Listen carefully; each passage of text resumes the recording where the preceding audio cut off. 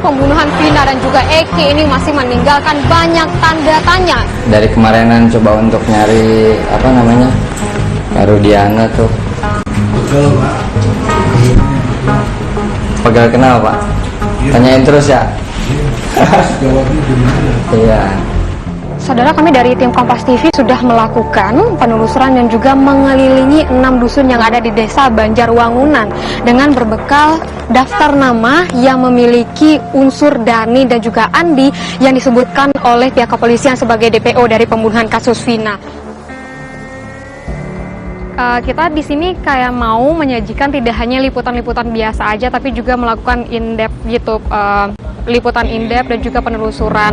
Nah, kalau waktu itu aku bikin ada 2 penelusuran. Itu yang pertama penelusuran mencari 2 nama DPO yang fiktif, yang kita tuh mencari ke sebuah desa gitu yang disebutkan sama polisi. Sama yang kedua itu kita melakukan penelusuran dari kesaksian Aib dan juga Dede.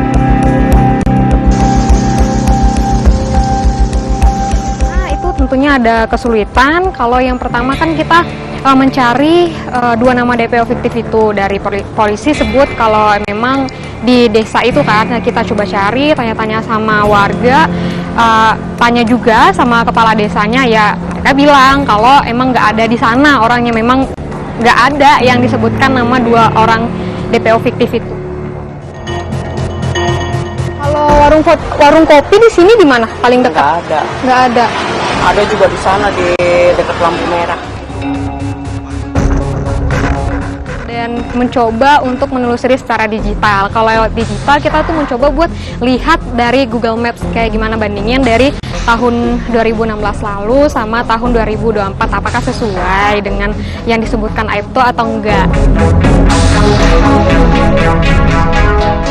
Kita memperkuat dari pernyataan-pernyataan dari Aib, terus kita memperkuat juga dari ada yang pemilik warung dekat sana bilang kalau di depan warung dia itu atau di tempat yang Aib bilang itu ada warung kopi dan warung fotokopi. Kita mau memperkuat buat kesaksiannya itu di tahun 2016 apa ada atau enggak warung fotokopi sama warung kopinya. Terus kita cari lewat Google Maps, penelusuran gitu ya. Kita lihat memang nggak ada warung kopi di sana, adanya cuma warung fotokopi. Dari kemarinan coba untuk nyari Rudiana tuh. Betul, Pak. Pegal kenal, Pak? Tanyain terus ya. Jawabnya di mana? Iya. Kami berusaha untuk bertemu beberapa kali dan berulang kali ke Polsek Kapetakan, tidak juga mendapatkan kehadiran atau bertemu dengan Ibtu Rudiana. Tapi emang udah sejak lama ya, Pak, sini tuh ya? Apa itu? Udah nggak berangkat tuh? Dinas tiap hari juga. Oh, dinas. Dinas di sini aja. Polres sini, Polres. Bolak-balik Polres ke sini. Ya, Bapak orang dinas ya. Kok nanyanya kayak gitu? Ya nggak, maksudnya orang barang. dinas di sini pasti Polres. Dinas bukan di Koramil. Ya iya, pas saya juga nggak nanya di Koramil. Pas saya barangkali lamanya di sini gitu. Berapa jam biasa di sini? Assalamualaikum. Assalamualaikum.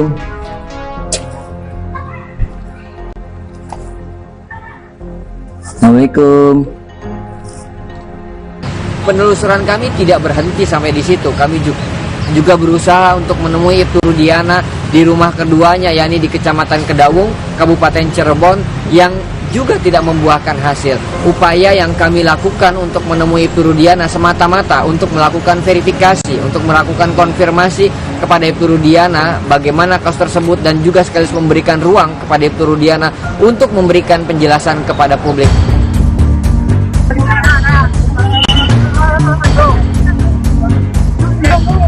Salah satu yang cukup sibuk atau hektik yakni pada saat Peggy Setiawan tiba di kampung halamannya, yakni di desa Kepompongan, Kecamatan Talun, Kabupaten Cirebon, di mana pada saat itu antusiasme masyarakat sangat tinggi sekali, dan di luar bayangan pihak keluarga Peggy Setiawan. Assalamualaikum Peggy dan Ibu Kartini, selamat sore. Waalaikumsalam, selamat sore. Waalaikumsalam warahmatullahi wabarakatuh. Selamat sore, Bu.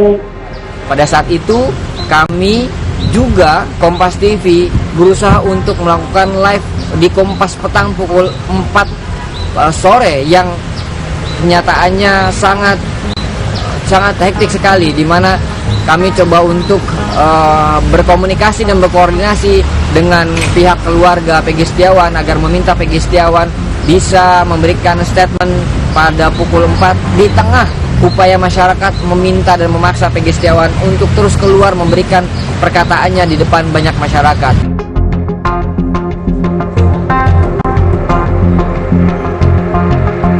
Menurut saya ini adalah salah satu pelajaran yang sangat berharga yang sampai saat ini masih terus kami ikuti. Termasuk salah satunya yang paling terakhir adalah upaya dari para terpidana untuk mengajukan peninjauan kembali. Muhammad Syahir Romdon, Kompas TV, Cirebon, Jawa Barat.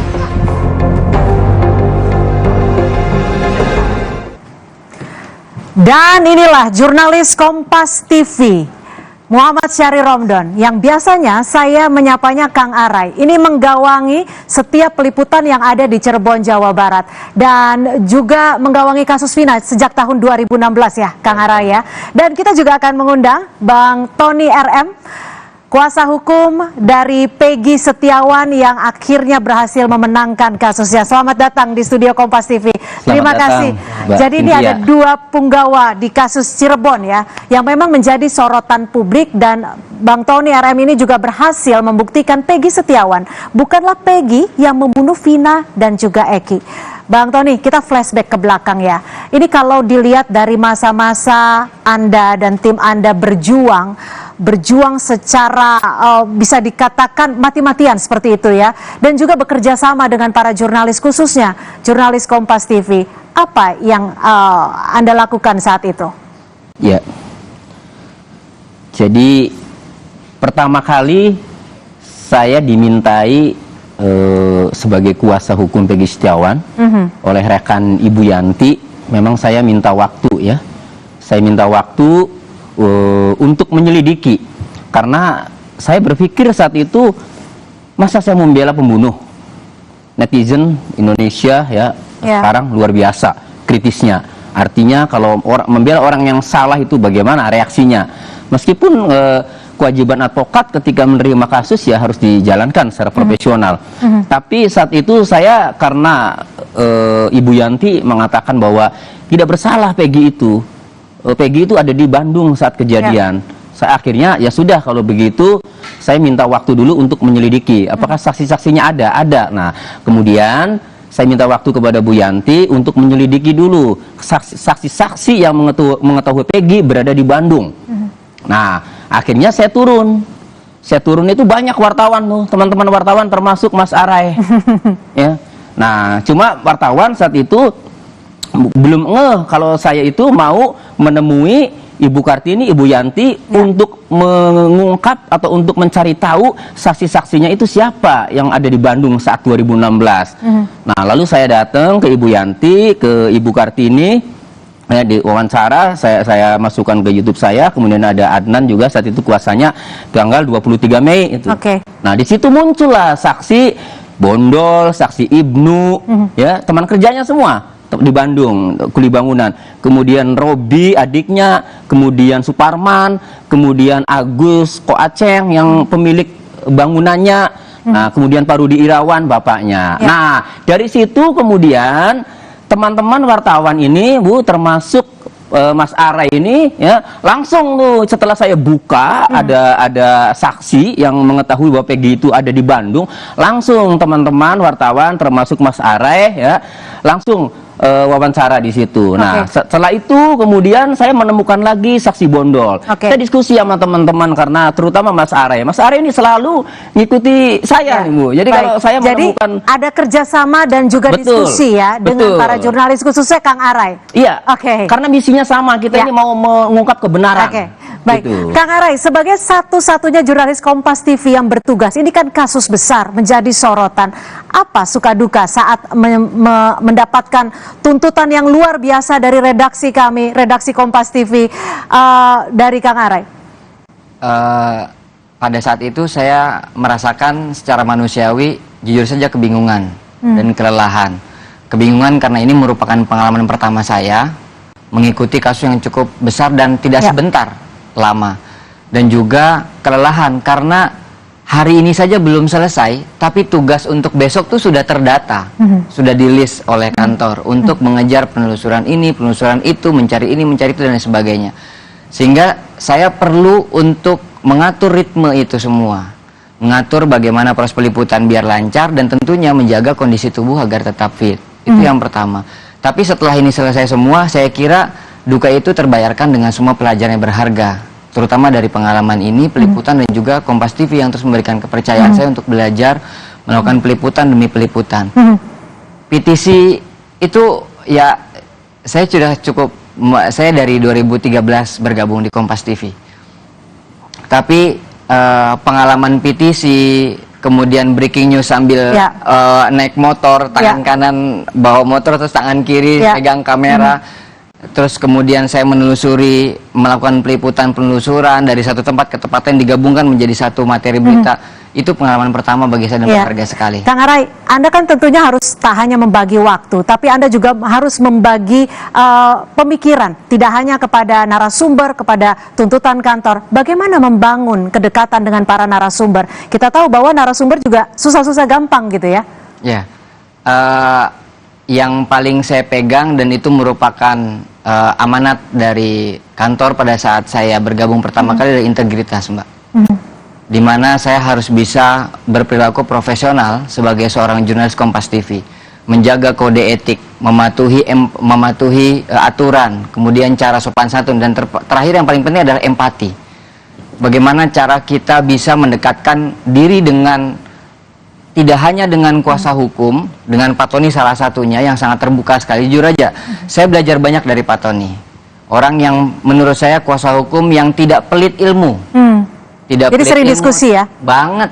Bahkan pada saat dia menemukan satu pasal baru, korban saja, penemuan korban, ada Ibnu, ada Bondol, ada Suparman, saksi-saksi, itu terus dikasihkan ke teman-teman media. Sehingga akhirnya dari satu persatu babak, itu diikuti dengan, wah ini saya belajar lagi nih, wah ini saya belajar lagi, ini saya belajar lagi. Dan pentingnya empati dengan keluarga Peggy Setiawan, yang pada saat itu dia disangkakan sebagai pelaku pembunuhan yang memang bukan. Bagaimana perasaan seorang ibu anaknya seperti itu kan, nangis lah, terpukul, terpuruk, dan lain sebagainya. Kita kan dituntut bukan hanya sekedar mencari visual yang bagus, tapi kita bisa berempati. Empati itu bisa kita lakukan di luar kamera sebetulnya. Bagaimana kita berkomunikasi dan kedekatan kepada setiap pihak. Setiap pihak. Bang Tony, saat ini klien Anda sudah dinyatakan bebas dari tuntutan dan juga penetapan status tersangkanya. Apakah, tapi di sisi lain saat ini kan para narapidana sedang mengajukan upaya PK. Apakah Anda masih optimistis bahwa pelaku yang sebenarnya akan terungkap?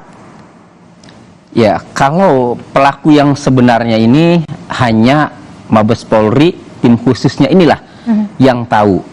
Kami ini belakangan muncul saksi-saksi, bahkan mengetahui sampai standing motornya itu, jumpingnya itu diketahui kan, artinya bahwa itu menandakan kecelakaan.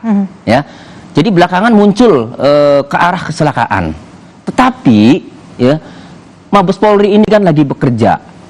Jadi terungkap tidaknya, kalau pertanyaan terungkap, optimis tidak terungkap pelaku yang sebenarnya, berarti masih ada peristiwa pembunuhan. Sementara ada update terakhir dari saksi-saksi yang mengarah ke kecelakaan. Oleh karenanya, Mabes Polri ini harus segera hadir, harus segera umumkan, agar asumsi-asumsi liar, kesaksian-kesaksian, ya, atau spekulasi-spekulasi yang terjadi di masyarakat ini segera selesai. Inilah saatnya negara melalui institusi kepolisian ini harus hadir, harus segera mengumumkan hasil penyelidikannya dari nol melalui tim khusus yang dibentuk Kabareskrim maupun Pak Kapolri, itu harus segera umumkan. Khawatir apa sih kan? Justru kalau tidak diumumkan, nanti masyarakat bisa menilai ditutup-tutupi. Nah, itu.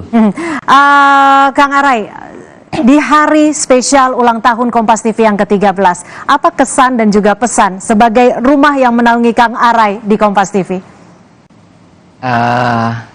Semoga rumah ini terus menjadi tempat belajar bagi saya, bagi semua jurnalis Kompas TV tentunya. Tempat kita melahirkan berbagai macam karya. Dan jadilah insan yang terbuka.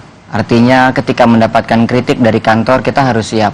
Pun demikian, ketika kantor kita memberikan pendapat kepada kantor, itu kantor juga terbuka. Itulah yang saya rasa sampai saat ini di Kompas TV, dan semoga itu tetap dipertahankan. Artinya ketika ada dua arah komunikasi yang berjalan dengan baik, saya yakin kemajuan akan terus berjalan dan akan ditempuh. Semesta akan mendukung lah, insya Allah. Amin, terima Apalagi kasih. termuka.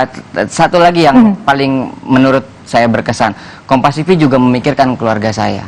Ketika saya sedang liputan, ketika saya sedang lagi banyak tugas, Kompas TV, korda utamanya kadang menanyakan bagaimana keluarga Lurai, bagaimana keluarga ini, sehingga akhirnya cara komunikasi saya dengan keluarga saya juga dibangun dengan sendirinya. Ibu saya dan istri saya utamanya orang yang paling ada di belakang saya sampai sejauh ini. Baik, terima kasih Kang Arai atas kerjasamanya, kita sama-sama bertumbuh di rumah Kompas TV. Bang Tony, mungkin ada pesan dan kesan di hari spesial ulang tahun Kompas TV yang ke-13, singkat saja. Ya, bebasnya Peggy Setiawan tidak lepas dari intensnya media, dalam hal ini Kompas yang selalu saya sering update ya kepada Mas Arai, tidak lepas dari media terutama Kompas TV. Oleh karena saya melihat bahwa begitu besarnya peranan media dalam mengawal penegakan hukum. Oleh karenanya di hari ulang tahun ke-13 ini saya berdoa semoga Kompas tetap menyampaikan informasi yang faktual, yang mengedukasi dan mendukung penegakan hukum di Indonesia, sehingga hukum di Indonesia menjadi baik nanti. Baik, terima kasih Bang Tony, dan juga jangan segan untuk memberikan masukan kepada kami. Terima kasih sekali lagi Kang Arai, Bang Tony, terima kasih sudah bergabung bersama kami di Kompas Petang dan juga sudah hadir di studio Kompas TV di Palmerah, Jakarta. Terima kasih. Dan saudara, informasi lainnya di Kompas Petang akan kami hadirkan selepas jeda. Di antaranya jelang lawan Australia di Stadion GBK, kiper timnas Marten Pas waspadai pemain sayap tim Socceroos.